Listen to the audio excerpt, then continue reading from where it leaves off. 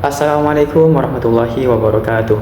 Nama saya Muhammad Arif Rahman dari Instansi Bahasa Nas Unit Kerja Kantor Pencarian dan Pertolongan kelas B Banten dari Angkatan 11 Kelompok 1. Pada kesempatan kali ini saya akan berbagi pengalaman tentang pengalaman belajar dari pengampu Ibu Naila Karima. Di sini saya akan menguraikan ulasan dan pemaknaan terhadap materi agenda 3 literasi digital.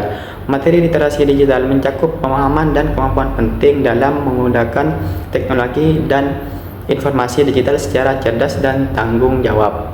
Literasi digital bagi ASN berarti bukan hanya sekedar keterampilan teknis, tetapi juga kesadaran akan pentingnya tanggung jawab dalam penggunaan teknologi informasi. ASN diharapkan memahami dan mengimplementasikan prinsip-prinsip digital agar transformasi digital tuntunan pemerintahan dapat terlaksana dengan baik.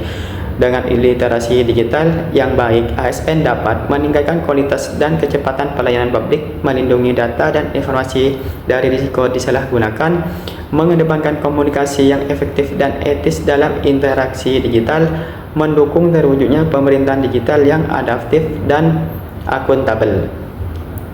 Kemudian pengalaman saya belajar pada proses dan substansi pada hari kedua yang diampu oleh Ibu Naila Karima pada pembelajaran agenda ketiga, yaitu ada beberapa kasus yang dibahas dan dianalisis kasus atau isu tentang ancaman digitalisasi pemerintahan.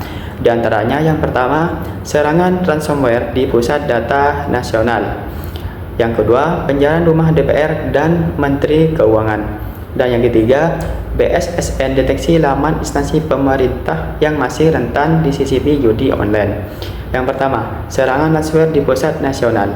Singkatnya, serangan ransomware di Pusat Nasional atau PDN merupakan ancaman keamanan cyber yang serius dengan dampak luas pada layanan publik, kebocoran data strategis, kerugian finansial, dan kebutuhan mendesak untuk penguatan sistem keamanan data nasional. Cara mengatasi isu serangan ransomware di Pusat Data Nasional dapat dilakukan melalui pendekatan pencegahan dan penanganan cepat yang terintegrasi, antara lain yang pertama, keamanan layanan jarak jauh, dan yang kedua, selalu perbarui software dan sistem, dan yang ketiga, backup data berkala dan terisolasi. Kemudian yang kedua, penjarahan rumah DPR dan Menteri Keuangan. Intinya, insiden penjarahan ini menjadi refleksi serius tentang tantangan keamanan, ketertiban, dan perlunya dialog yang efektif dalam demokrasi Indonesia agar aspirasi masyarakat disampaikan dengan damai dan terhindar dari kekerasan.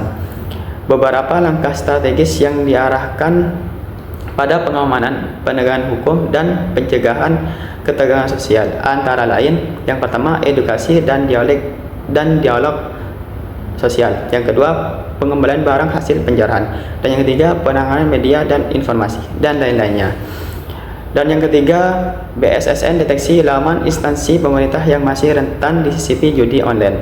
Singkatnya, isu ini menunjukkan perlunya peningkatan keamanan situs pemerintah melalui perbaikan sistem, koordinasi antar lembaga, serta edukasi berkelanjutan agar semua laman instansi pemerintah terhindar dari penyisipan konten judi online yang berpotensi merusak citra negara dan mengancam keamanan cyber nasional. Cara mengatasi isu laman instansi pemerintah yang rentan disisipi judi online berdasarkan langkah pemerintah dan BSSN meliputi: yang pertama, pemblokiran dan takedown konten judi. Yang kedua, audit dan penegakan kepatuhan pada penyelenggara sistem elektronik. Dan yang ketiga, penguatan SDM dan infrastruktur keamanan cyber, dan lain-lainnya. Mungkin itu saja dari saya, kurang dan lebihnya mohon maaf. We are family, Afiknam, Jagat, Samagram. Wassalamualaikum warahmatullahi wabarakatuh.